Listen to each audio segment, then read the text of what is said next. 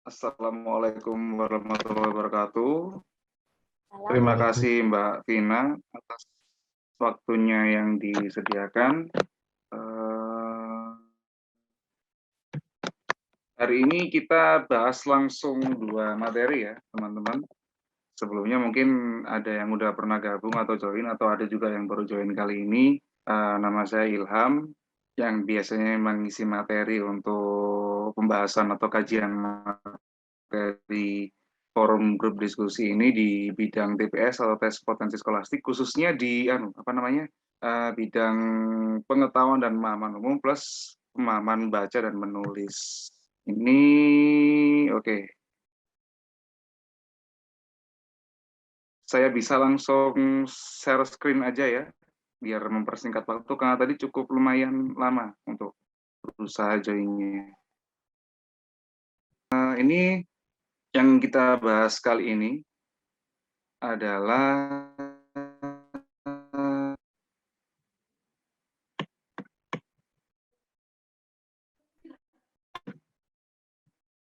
langsung dua materi, yaitu pengetahuan dan pemahaman umum, kemudian nanti pemahaman baca dan menulis.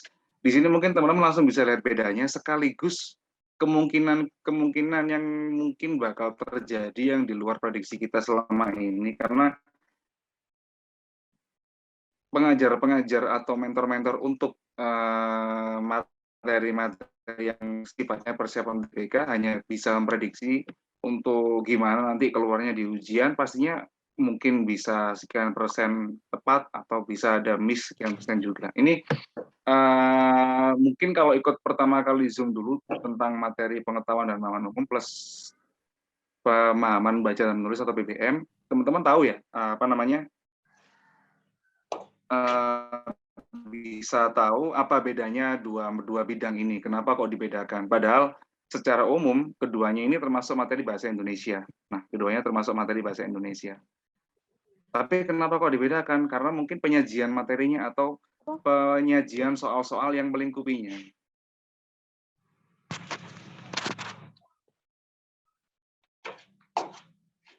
Oke, apa namanya? Untuk pengetahuan dan pemahaman umum nanti akan lebih dominan masalah wacana, seperti soal yang kita lihat sekarang ini, yaitu tentang ide pokok paragraf.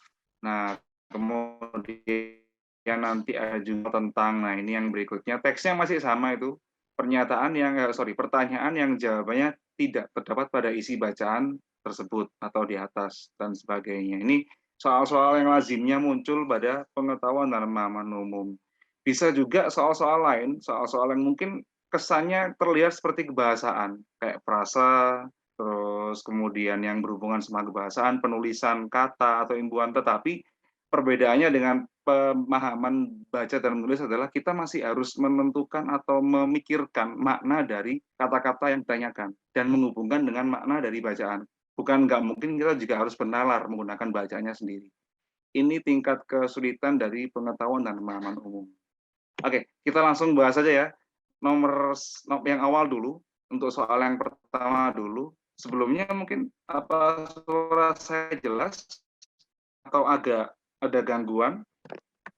Jelas, Karena Pak. saya coba pakai headset. Jelas ya? Oke. Kalau gitu kita mulai aja ya. Untuk soal yang pertama, pertanyaannya cukup mudah sebenarnya, yaitu ide pokok. Ini keywordnya.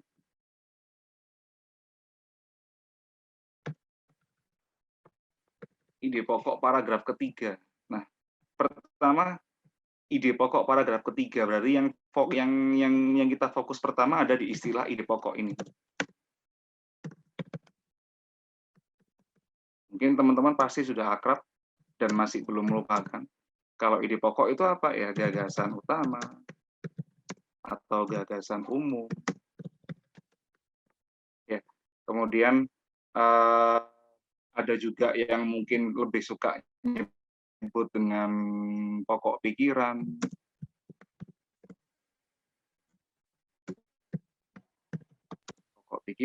dan lain-lain. Intinya sama. Ide pokok ini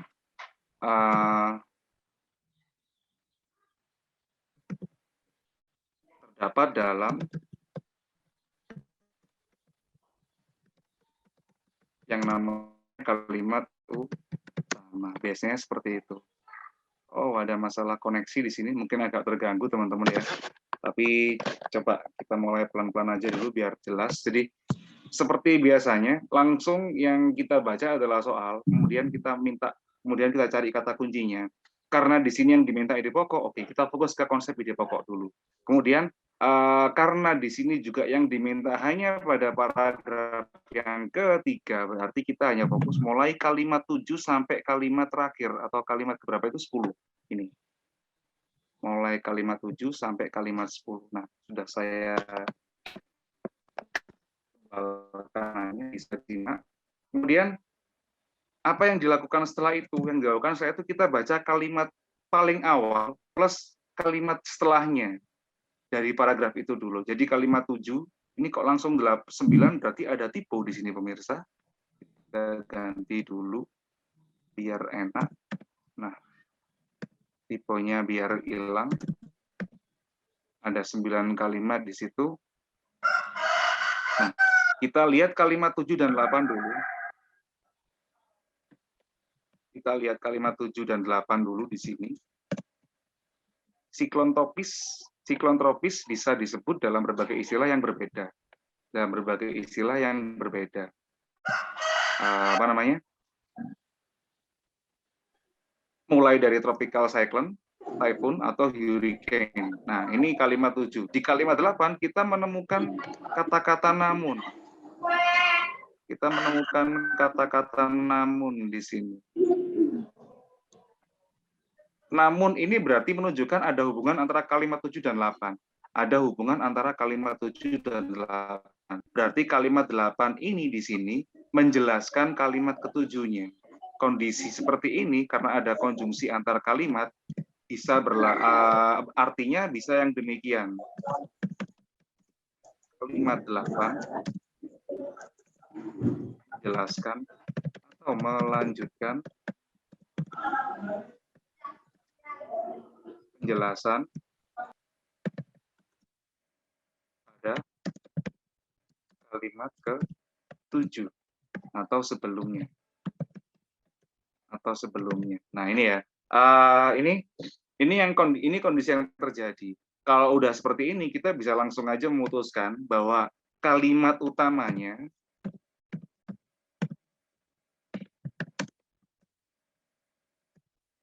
dari paragraf 3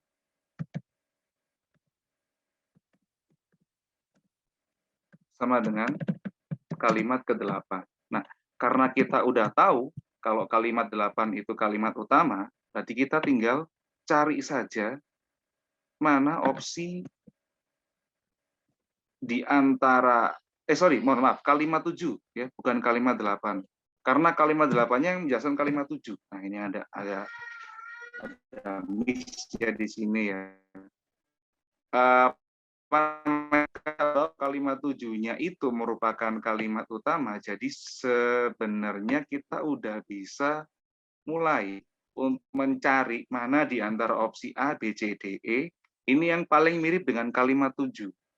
Dari sini kita bisa lihat, kalau yang mulai dari awal dulu, dari A dulu bisa langsung ketemu, karena ada kata kunci siklon tropis di sini di awal kalimat. Maka cuma 2 pilihan yang paling, tiga pilihan yang paling mendekati ya di awal kalimat. Nah, ini pertama ada siklon tropis di sini. 2 ada lagi siklon tropis di jawaban yang langsung di awal kalimat. 3 ada lagi siklon tropis yang ada di jawaban E. Nah, yang paling mirip sama kalimat yang 7 atau kalimat 7 yang mana? Mungkin teman-teman bisa langsung komunikatif aja. Di antara 3 pilihan yang sudah kita tandai tadi, yaitu A, D, dan E, ini yang paling mirip sama kalimat 7 yang mana kira-kira? Ada yang bisa jawab?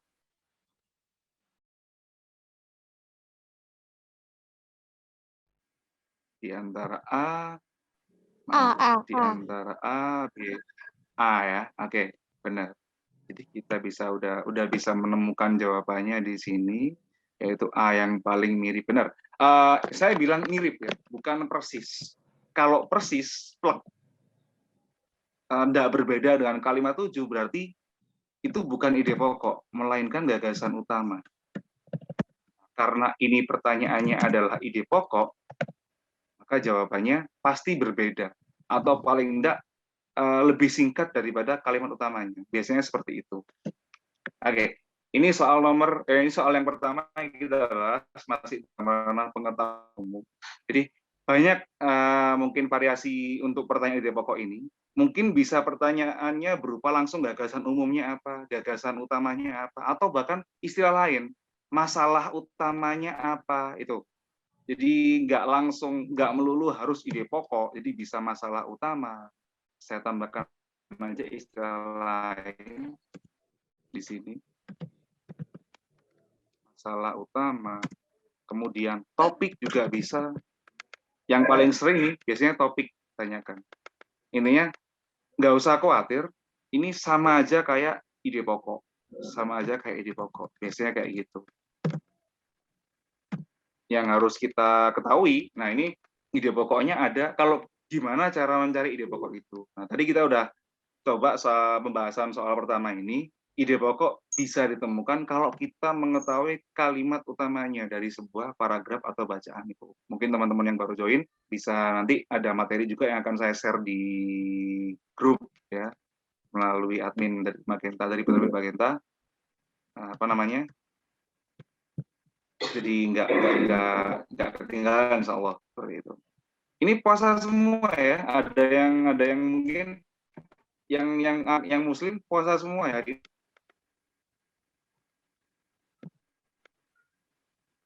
Semoga puasa yang Muslim dan menunaikan ibadah puasa bagi yang menjalankan, karena kita masih dalam suasana bulan Ramadan.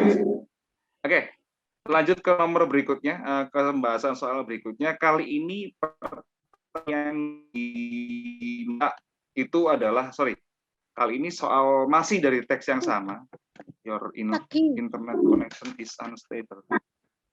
Oke, kali ini masih dari bacaan yang sama, Nah, soalnya adalah pertanyaan yang jawabannya tidak terdapat pada isi bacaan di atas. Pertanyaan yang jawabannya tidak terdapat pada isi bacaan di atas. Segini ini keyword pertanyaan yang jawabannya tidak terdapat. Jadi kalau ketemu soal seperti ini, kita langsung mulai dari setiap pilihan jawaban. Dari setiap pilihan jawaban. Contoh ini, misalkan pilihan jawaban yang A. Di situ, apa pengertian dari siklon tropis? Apa pengertian dari siklon tropis? Ada nggak jawabannya di dalam bacaan ini? Adakah?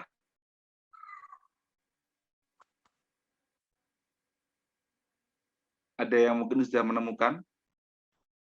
Pengertian dari siklon tropis adalah di dalam bacaan, di antara mana ini? Paragraf 1, 2, dan 3.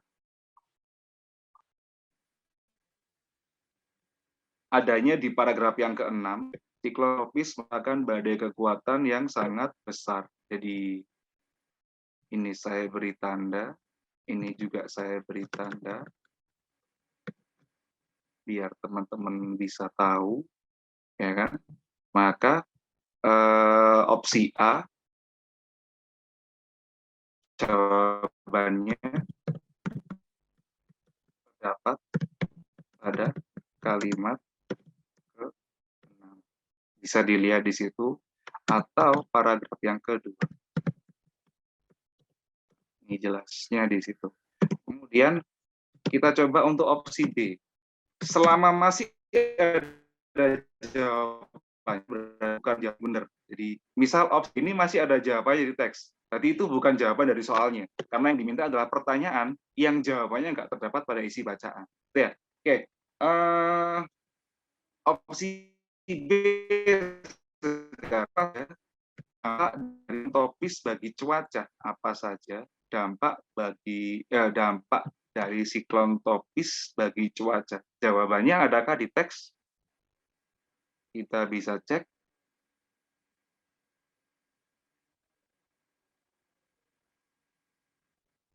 Di sini kita nemu di kalimat 2. Nah, ini. Angin berkecepatan tinggi ini bisa membawa sejumlah dampak pada cuaca di daerah yang dilewatinya, mulai dari hujan. Jadi dampaknya itu, hujan intensitas sedang sampai tinggi, kemudian angin kencang hingga gelombang laut yang tinggi. Ini dampak dari siklon tropis bagi cuaca. Berarti opsi B juga masih ada jawabannya. Jawabannya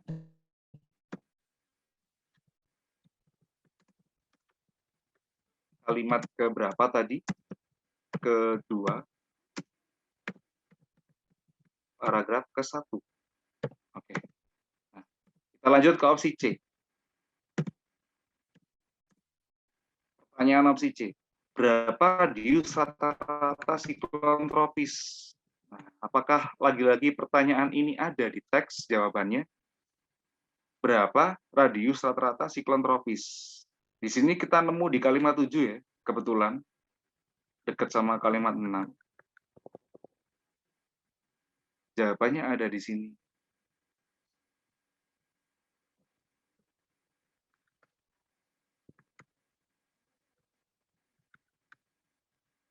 Jawabannya ada di sini. Ada di kalimat ke-7 dan paragraf ke-2. Selama masih ada di teks, jadi dia bukan jawabannya. Sekarang kita lanjut ke opsi D. Kita lanjut ke opsi D.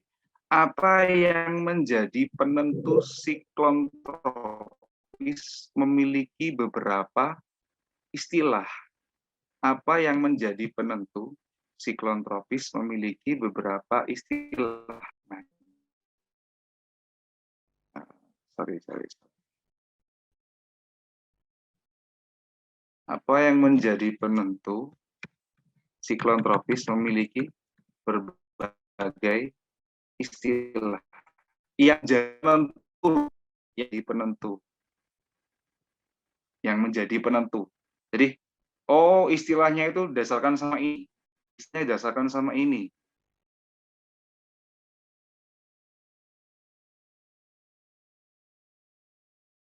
Adakah yang sudah tahu?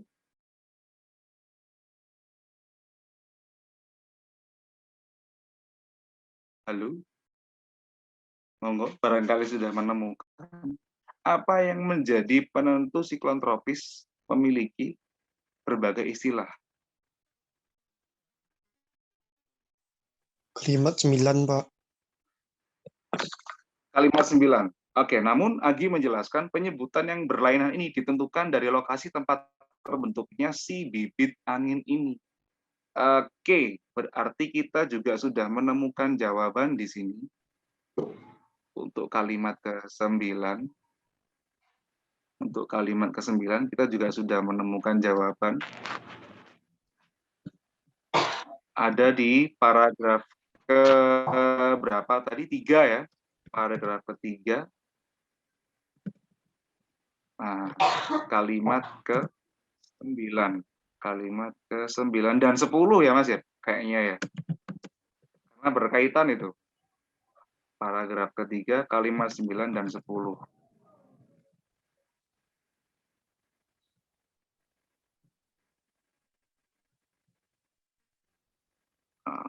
Semua. Itu satu kalimat tuh semua tuh. Oke. Karena udah ketemu kayak gini, ya udah kita pastikan aja yang E. Ini sebagai jawaban. Karena nggak mungkin ada jawabannya dia. Bedanya apa? Siklon tropis penamaannya ditentukan berdasarkan tempat di mana dia muncul. Benar ya? Kalau siklon tropis di sini yang dimaksud yang E itu mengapa? Nah, mengapa siklon tropis memiliki istilah yang berbeda? Karena harus ada penjelasan yang lain selain tempat munculnya tadi. Harus ada penjelasan yang lain selain tempat munculnya. Jadi penjelasan selain tempat munculnya.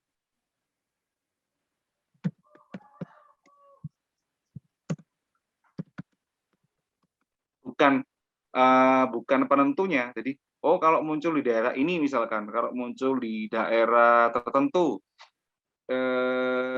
di Pasifik Barat, maka dia nanti disebut tifon. Kalau dia muncul di sekitar India, disebut cyclone. Kalau dia muncul di sekitar Samudra Atlantik disebut hurricane. Itu yang dijelaskan sama kalimat 910. Bukan tempat yang menentukan yang membuat dia punya nama, tapi harus ada sebabnya. Harus ada sebabnya. Oke. Pilihan jawaban yang E tidak terdapat, tidak memiliki. Mas atau Mbak admin, tak tolong dibantu untuk ngilangin ini dong, ngilangin apa namanya, coretan di share screen itu. Kalau bisa sih, tidak memiliki jawaban yang berupa penjelasan mengenai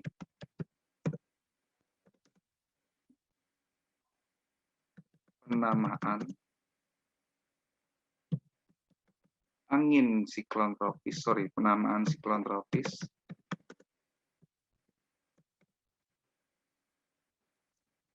selain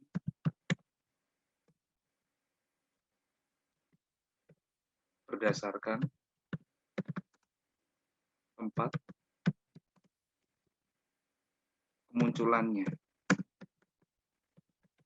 Jadi dari awal kita udah di apa namanya, arahkan sama bacaan ini kalau penamaan siklon tropis itu selama ini hanya berdasarkan lokasi munculnya saja atau tempat terbentuknya saja.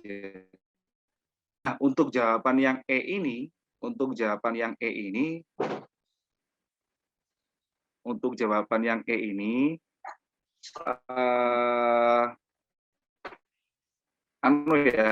namanya tidak menggendaki sekedar karena munculnya di sini enggak, tapi lebih ke arah penjelasan lain. Kenapa kok dinamakan hurricane? Apa ada perbedaan tipe atau hurricane? Jadi maksudnya seperti itu. Ini yang diminta sama pertanyaan yang ada di opsi E pada soal kali ini. Mungkin bisa lebih jelas.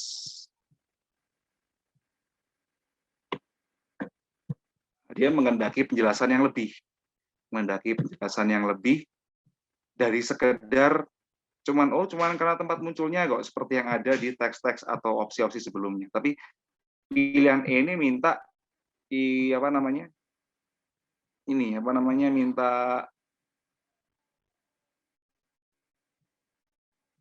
minta ini yang lain selain sekedar dari tempat munculnya saja. Dari sini kita udah bisa tahu bahwa jawaban yang tepat untuk soal kali ini atau soal nomor 2 ini adalah E.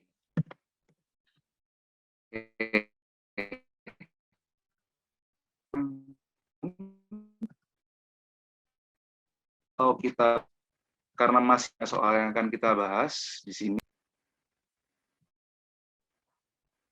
kita lanjut dulu ya.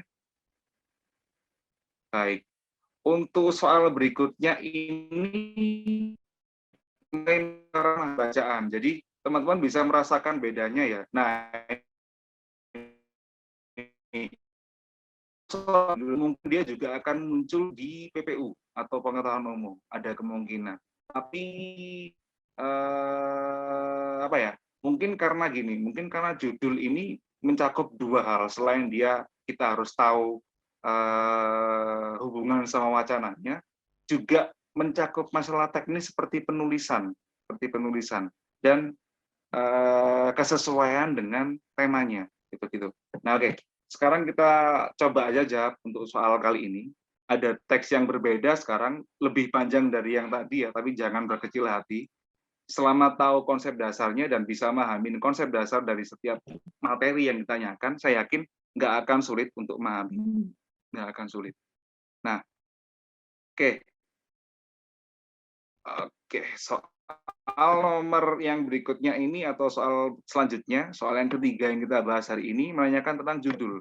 Harus tahu dulu mungkin konsep judul dalam bacaan. Saya tidak akan pakai definisi atau pengertian, tapi lebih kepada langsung ke ciri-ciri. Yang pertama, judul itu harus singkat. Ini yang pertama. harus singkat. Selain singkat, judul itu harus sesuai dengan tema. Nah, tadi di soal yang pertama kalau nggak salah kita sempat bahas ini apa namanya ide pokok di sini kan. Nah, sebenarnya tema juga nama lain dari ide pokok atau topik, sama dengan topik, ide pokok, dan lain sebagainya. Saya singkat di SD. Ini. Kemudian yang ketiga, judul harus menarik. Yang keempat, judul harus logis. Bukan logos, tapi logis ya. Logis itu artinya masuk akal. Nah, kenyataannya, pada praktiknya teman-teman, tidak semua dari ciri judul ini harus dipenuhi. Saya ulangi, tidak semua dari ciri judul ini harus dipenuhi. Kok bisa? Iya, karena kita nantinya akan berhadapan dengan dua macam teks. Secara umum nih ya, ini nggak cuma di UTBK aja. Secara umum kita akan berhadapan dengan dua macam teks, yaitu teks fiksi dan non-fiksi. Biasanya untuk teks fiksi itu tidak mementingkan judulnya itu logis. Tidak mementingkan judulnya harus logis atau tidak. Tapi yang penting dia menarik. Ini teks fiksi. Untuk teks fiksi. Nah, untuk teks non fiksi yang seperti ini mungkin masih mementingkan judulnya sesuai dengan temanya, sesuai dengan tema dan logisnya itu masih akan dipentingkan di sini. Maka dari itu coba kita cek saja. Kalau singkat, nggak ada judul yang singkat di sini kecuali yang ini. Namun sayangnya jawaban yang C ini investigasi penyebab utama banjir bandang ini masih kurang lengkap. Pertanyaannya adalah di mana? Karena kalau kita cross check di paragraf yang pertama di sini ada kata kunci yang mirip dengan judul-judul yang ada di jawaban, yaitu langsung mulai kalimat yang pertama sampai di akhir kalimat satu ini kita udah menemukan sebetulnya. Oke. Bisa dilihat. Nah, tuh. Investigasi terkait dengan kerusakan alam di Taman Nasional Gunung Halimun Salak atau TNGHS yang diduga jadi badan ekstrim di Lebak, Banten. Jadi C ini walaupun yang paling singkat, dia kurang memenuhi syarat sesuai dengan temanya. Di sini. Ini yang penting sebenarnya. Maka karena kita udah tahu, cari aja yang keywordnya lengkap. Jadi ada banjir bandang, terutama ada investigasi. Oke, sudah ketemu ya, investigasi. Terus kemudian ada penyebab banjir bandang. Nah, kemudian ini nih. Ini keyword yang kedua. Kemudian ada di daerah mana? Nah, ini ada di Lebak, Banten. Sudah ada 3 keyword, yaitu investigasi, kemudian ada penyebab banjir bandang di daerah Lebak, Banten. Yang mencakup kata kunci ini yang mungkin akan paling sesuai untuk dijadikan sebagai judul. Ada yang sudah menemukan di antara opsi A, B, C, D, E. Ada yang sudah menemukan. Karena tidak ada yang menjawab, mungkin nanti ya waktu forum diskusi kita bisa komunikasi. Investigasi penyebab banjir bandang di Lebak atau Banten itu ada di opsi yang D. Karena dia yang paling sesuai dengan gambaran tema yang ada di teks ini. Kenapa kok langsung dicek bagian awal? Ya, lazimnya satu bacaan itu kita akan nulis tentang apa itu langsung kita tuangkan di awal tulisan. Itu lazimnya. Ini sudah diteliti dan mayoritas 98% penulis akan langsung memulai menulis tentang apa itu, dia memberitahukannya secara tersirat maupun tersurat di awal bacaan, di awal teks. Karena paling mudah untuk menyalurkan ide di teks ini. Jawaban untuk soal ini adalah yang D. Karena sebagai judul dia paling sesuai dengan tema. Teman-teman bisa dicek.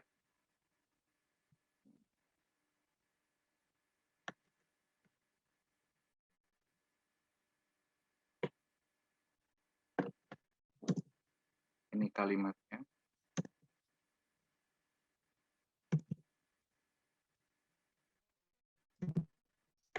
Sedangkan untuk penjelasannya mungkin buat dengan tema atau topik bacaan.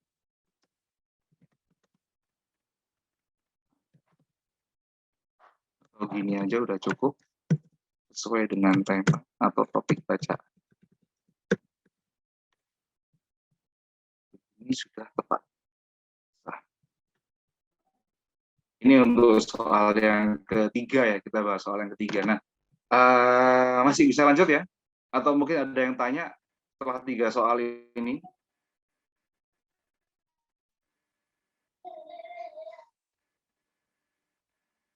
Atau mungkin ada yang tanya setelah 3 soal ini? Kalau nggak salah sih kita masih punya berapa nih? 1, 2, 3. 3 soal lagi. Oke, kita lanjut dulu ya. Kita lanjut ke soal berikutnya. Bacaan masih sama. Nah, ini modelnya kalau TK ini kayak gini emang. Satu bacaan bisa buat berapa soal. Kalau soal yang seperti ini pertanyaannya, kata yang salah digunakan pada paragraf pertama. Nah, ini bagi yang teman-teman yang mungkin sudah sering mengerjakan soal seperti ini, kadang kala kita tidak perlu melihat teksnya langsung, tapi udah bisa menentukan karena lebih ke arah hafalan. Contoh soal yang ini ya, soal yang ini ya. Dasarnya adalah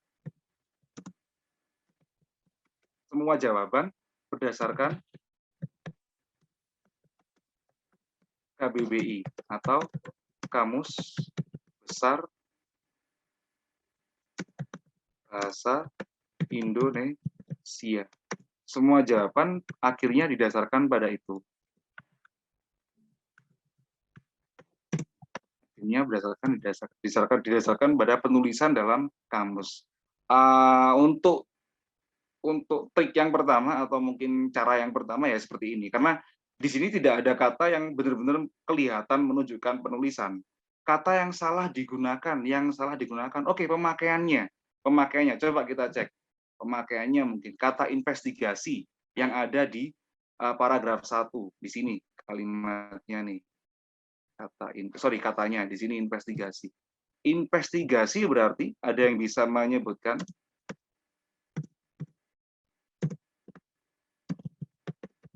investigasi adalah ada yang bisa menyebutkan kah? Penyelidikan, Pak. Mantap. Mas siapa mas namanya? Zaki, Pak. Zaki, benar. Penyelidikan. Kemudian yang B, ekstrem. Kebetulan ini penulisannya baku ya. Ekstrem bukan ekstrim. Nah itu. Apa ada yang sudah tahu jawabannya? Pengertian kata ekstrem di sini adalah paling atau sangat. Nah, bisa paling ujung, bisa paling, pokoknya emang yang melingkupi makna yang tertinggi atau tertangguh, paling keras, paling tinggi,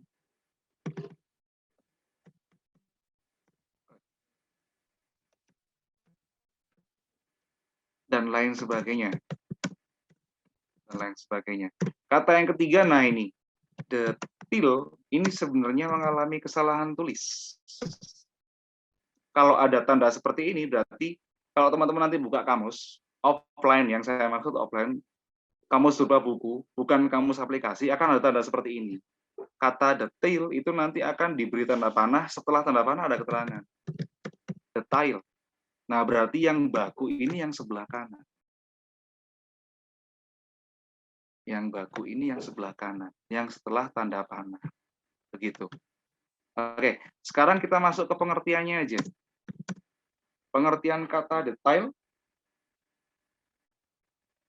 kita cek di kamus.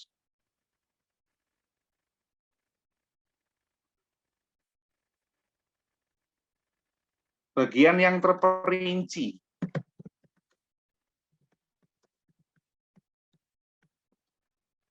Bagian yang terperinci, jadi lebih kecil-kecil dibanding yang lain. Nah, ini dari sini udah ketahuan ya jawabannya. Jawaban dari soal ini itu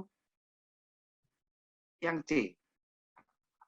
Jawaban dari soal yang keempat ini adalah yang C, opsi C. Karena kata detil itu di kamus kurang tepat penulisannya, lebih ke ada satu huruf yang kurang. Jadi yang di kamus bahasa Indonesia meminta atau menunjukkan detail ini lebih bagus dibanding detil.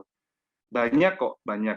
Untuk aktivitas saya rasa artinya sudah ini apa namanya, sudah banyak yang tahu itu perbuatan, kegiatan dan sebagainya. Tapi penulisan aktivitas itu prosesnya kayak gini kan. Jadi dia termasuk kata serapan yang mungkin diadaptasi. Awalnya penulisannya seperti ini, aktif.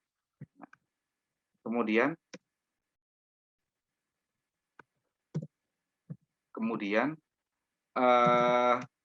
setelah masuk ke bahasa Indonesia, bunyi C atau huruf C di situ berubah. Kemudian VE di bagian akhir itu berubah juga jadi F. Nah, ini. Terus ketika dia mengalami proses perubahan atau ada proses penambahan imbuhan di bahasa aslinya, activity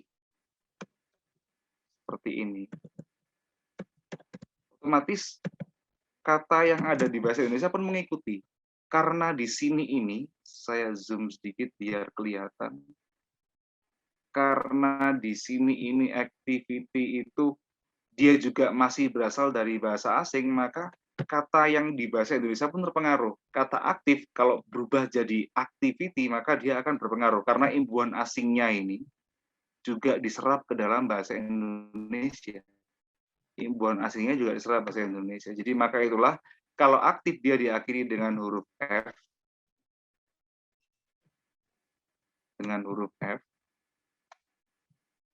di sini ada bunyi VE ini, dia berubah menjadi bunyi F. Nah, untuk kata activity di bahasa Indonesia akan berubah lagi.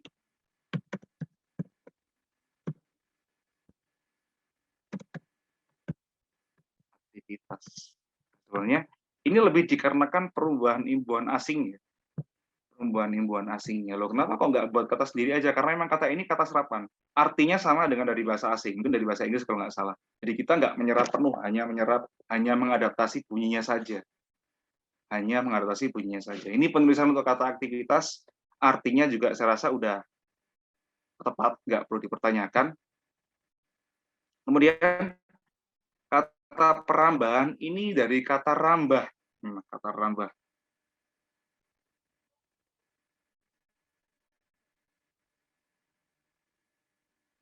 Nah, kata rambah. Rambah ini dalam kamus bahasa Indonesia berarti babat. Nah, saya nggak tahu ini babat yang kayak gimana. Babat yang nebang atau nebas, lebih arahnya ke situ. Babat atau nebang. Bukan babat yang bagian daging dalam tubuh hewan tertentu ya. Atau bagian tertentu dari daging hewan tertentu ya. Ada yang namanya babat kayaknya. Karena ada suku babat dan sebagainya. Tapi ini babat dalam arti tebang. Atau motong dan sebagainya. Dibabat, dipotong dan sebagainya. Dihabisin dan sebagainya, dilibas boleh seperti itu. Konteksnya untuk tumbuh-tumbuhan, babat alas, nah, untuk hutan, untuk yang berkait dengan banyaknya tumbuhan atau timbunan tumbuhan atau pepohonan ini. Nah, kemudian kata perambahan yang ada di pilihan jawaban ini berarti prosesnya. Proses membabat atau proses menebang.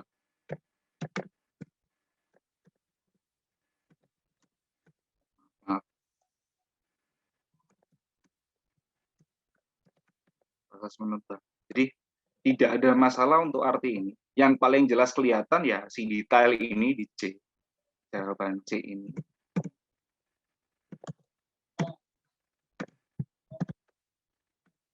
Mulai dari penulisan katanya udah salah, jadi itu kita curigai dulu langsung.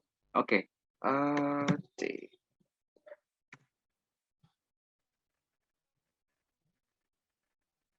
Nah, kita sudah tahu jawabannya. Hal yang keempat ini, baik.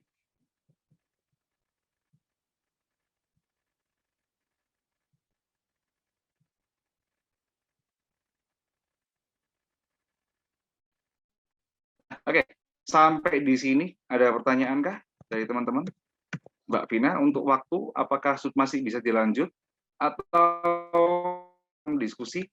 Barangkali ada pertanyaan yang mungkin perlu, karena ini saya juga paham sudah sangat dekat momennya dengan UTBK atau pelaksanaan ujian tulis berbasis komputer plus SBMPTN nanti. Jadi mungkin kalau untuk diskusi nggak perlu terpaku pada materi yang ada di sini ya teman-teman. Bisa Mbak pertanyaan sendiri. Selama masih punya kesempatan dan kapasitas untuk jawab, pasti akan berusaha saya jawab sesuai dengan kemampuan saya. Ini itu.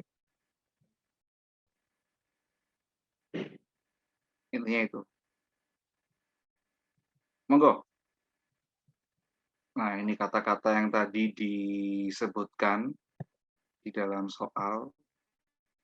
Saya tandai biar teman-teman langsung ya, langsung 3 deret aktivitas perambahan detail. Nah, di sini kosakata yang ditanyakan atau ada di pilihan jawaban. Gimana Mbak Pina atau teman-teman dari Madagala? Ini lanjut ke soal berikutnya atau kita mulai tanya jawab? Bisa dilanjut Pak, soalnya kan tadi Bapak masuknya terlambat, nggak apa-apa. Oke, oke, siap. Nah, ini, ini.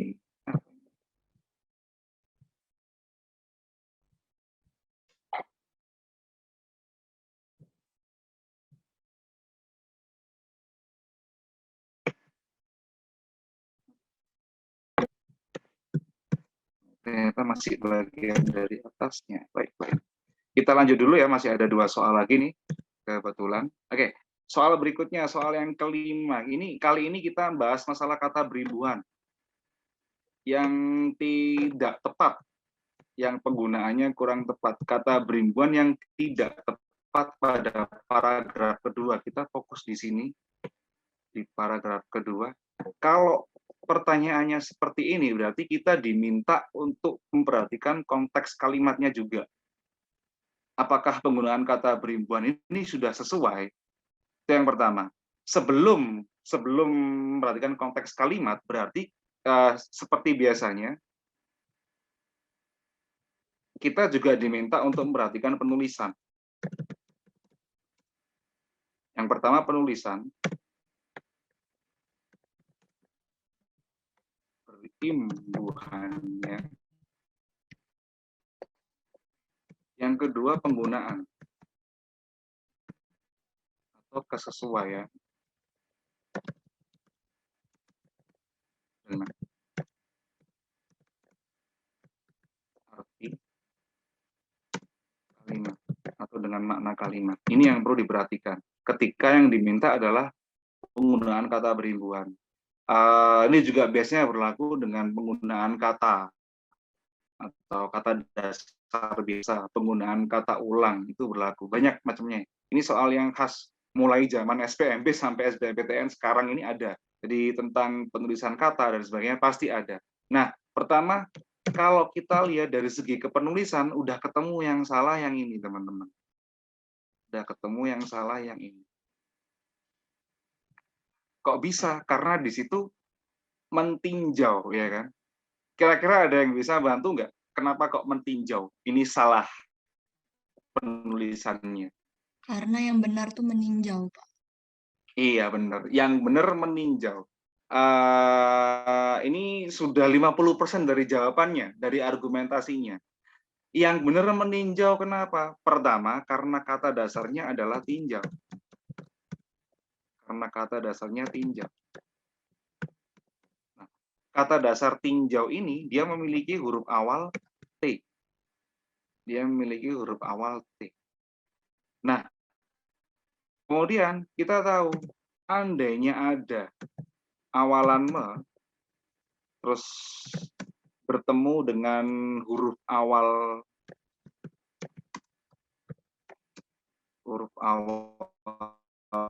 T, S, dan P dari sebuah kata,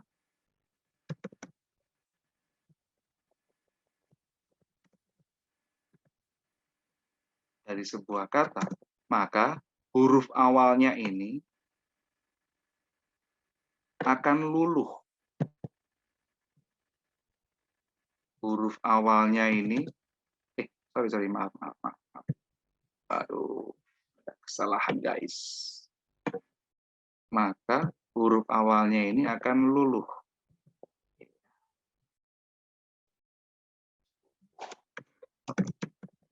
Akan hilang. Ini nggak cuma berlaku pada kata tinjau, tapi pada kata yang lain ya, pada kata yang lain. Banyaknya. Oke, kita del aja di sini.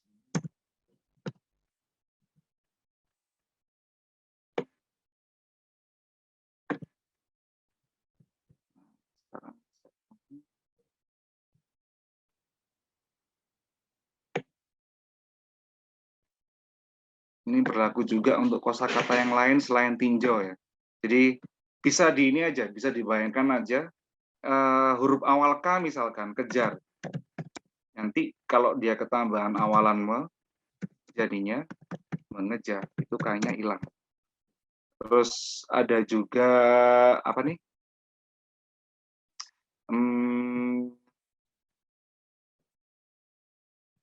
Tulis.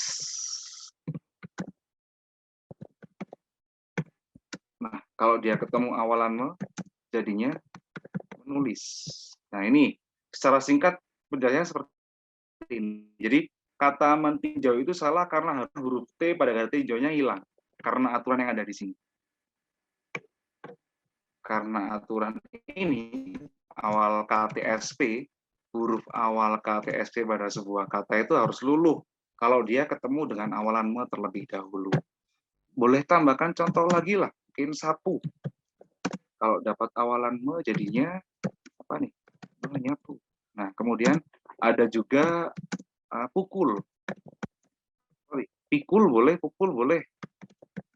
Kalau dia dapat awalan me, jadinya memukul. Nah, bisa dibayangin ya, atau bisa dipahami ya teman-teman. Oke.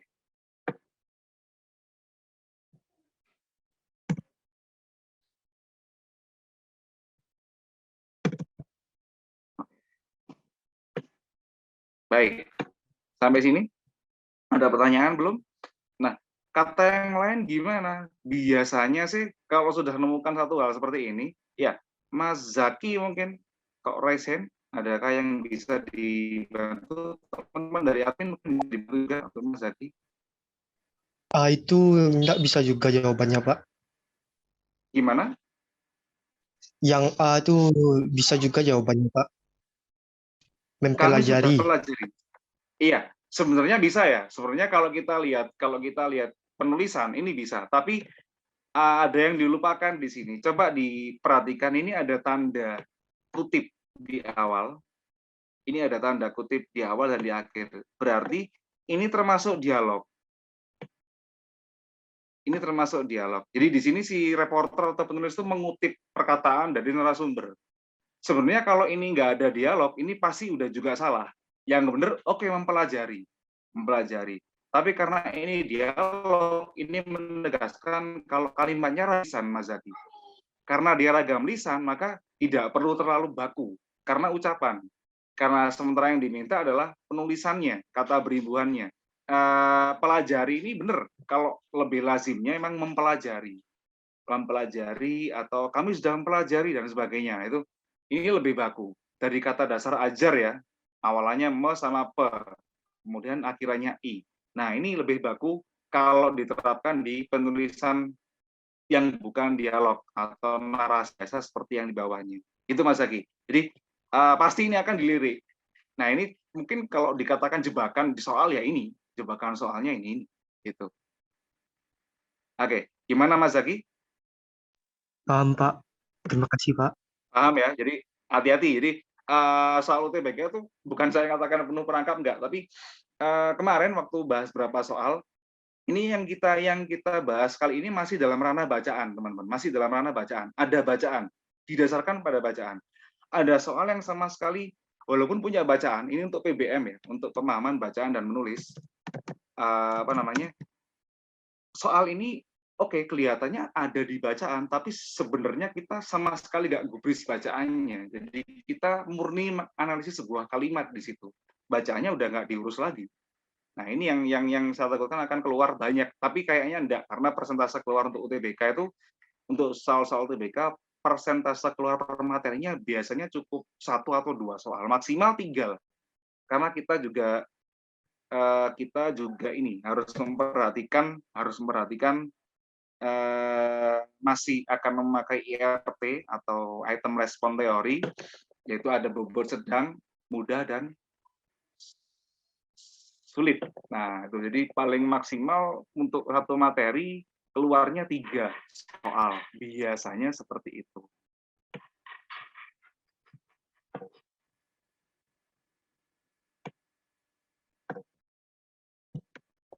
Oke, saya edit dulu ya. Ini kok jadinya jelek, Bang.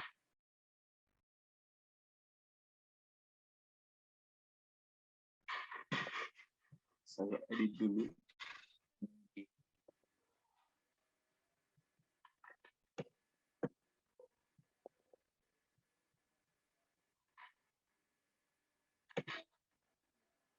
Nah, ini kan lebih enak. Yang teman-teman yang lain mungkin bisa kayak Mas Zaki tadi ya. Jadi langsung aja raise hand, nggak usah khawatir. Salah nih. Nggak usah khawatir. Oke. Sampai di sini bagaimana? Mungkin ada pertanyaan teman-teman? Sebentar, saya close dulu share screen-nya. Biar mudah mengeditnya atau memperbaikinya itu.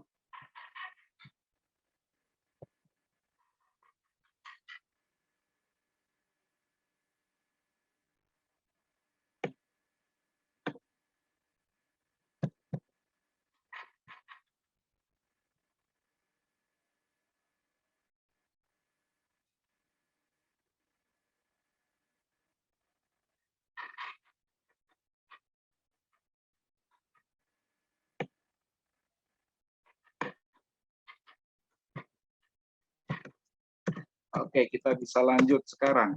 Yuk. Satu soal terakhir nih. Satu soal terakhir. Nah, kembali ke soal yang di sini. Masih sama. Nah, bacaannya masih sama. Pertanyaannya pun kurang lebih sama ya. Kalau ini tadi dia minta pada paragraf kedua, sementara untuk soal berikutnya ini dia minta pada paragraf yang ketiga dan masih seputar kata berimbuhan. Ini. Seputar kata berimbuhan. Kita bisa cek langsung aja di paragraf yang ketiga. Nah, di sini menindak. Oke. Ada menindak, kemudian ada menyangkut. Nah, kemudian ada juga dijadikan, mana nih? Oke, dijadikan. Kemudian ada juga persoalan. Ada juga yang lain diuraikan. Nah, dari 5 kata ini, selain penulisan, kalau masalah penulisan nggak ada yang mencolok seperti tadi ya. Kalau tadi kan mentinjau jelas kelihatan mencolok dia salah, jadi bisa dicurigai terlebih dahulu. Nah, kali ini nggak ada, karena nggak ada yang mencolok atau nggak ada yang kelihatan jelas salah dari segi penulisan. Kita langsung coba ke treatment yang kedua, seperti yang tadi ada di soal sebelumnya, yaitu selain penulisan untuk kata berimbuhan, selain penulisan, maka yang perlu diperhatikan juga penggunaannya dalam konteks kalimat. Ini dia. Nah, jadi mungkin dari sini bisa ketahuan penulisannya nggak ada masalah. Oke, clear. Kemudian penggunaannya dalam konteks kalimat kayak gimana? Kesesuaiannya gimana? Siti mengatakan menindak. Nah, kata-kata menindak di sini bermasalah atau tidak menurut teman-teman? Menindak Enggak, Pak. penegakan hukum. Masalah. Iya, bermasalah. Bermasalah. Bermasalah. Harusnya ganjel ya. Rasanya kok nggak enak gitu ya di telinga ya. Nah, seandainya kata menindak ini bermasalah, lebih tepat diganti apa? Tindakan. Nah, diganti dengan kata tindakan. Diganti dengan kata tindakan. Alasannya sederhana sih. Kalau kita coba pakai pola kalimat ya, ini akan ketahuan. Jadi mungkin selain dari segi apa namanya, penulisan sudah nggak berterima,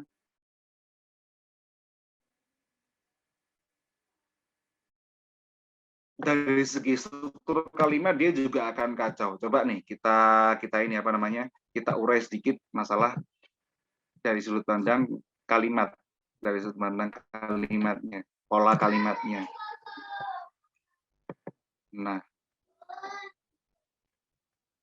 Nah, ketemu ya. Siti mengatakan menindak penegakan hukum terhadap tambang ilegal tidaklah sederhana. Di sini langsung aja ini bisa disebut sebagai subjek dalam kalimat, yang ini bisa disebut sebagai predikat dalam kalimat.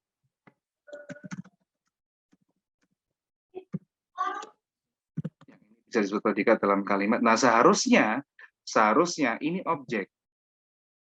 Seharusnya ini objek.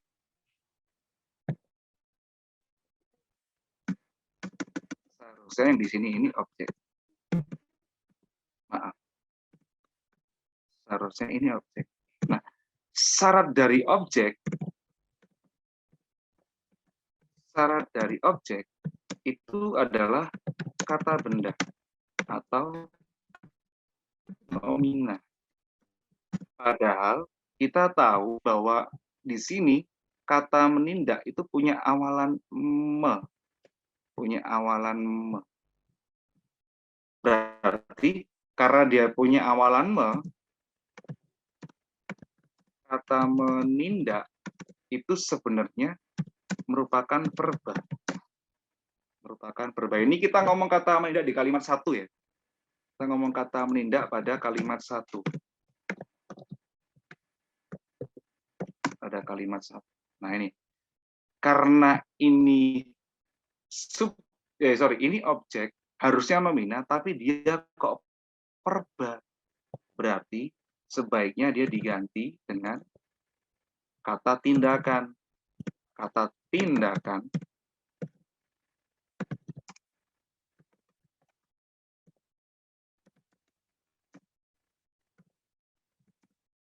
ini baru kata yang berjenis kata nomina. Atau ini kurang lebih, selain kita juga dari feeling aja udah nggak enak sih bacanya. Masa mengatakan menindak penegakan hukum. Nah itu kan ganjel, tapi sebenarnya yang lebih diinginkan alasan teknis. Mungkin kalau untuk pilihan ganda soal seperti ini nggak akan kelihatan sulit, karena kita nggak diminta untuk memberikan alasan. Tapi karena teman-teman atau mas-mas bahwa di sini adalah calon mahasiswa, nanti ke depan dimintanya lebih bisa memberikan argumentasi atau penjelasan yang logis berdasarkan materi atau konsep dasar atau referensi yang dimiliki teman-teman dalam masalah apapun, dalam perkuliahan apapun. Oke, ini mungkin sampai sini aja kita bahas soalnya. Walaupun ada satu lagi sih, tapi kayaknya nggak nutup. Nanti mungkin kita setelah saya benahin ini, saya share untuk bisa dibagikan oleh tim Magenta ke grup WA, mungkin grup forumnya, grup forum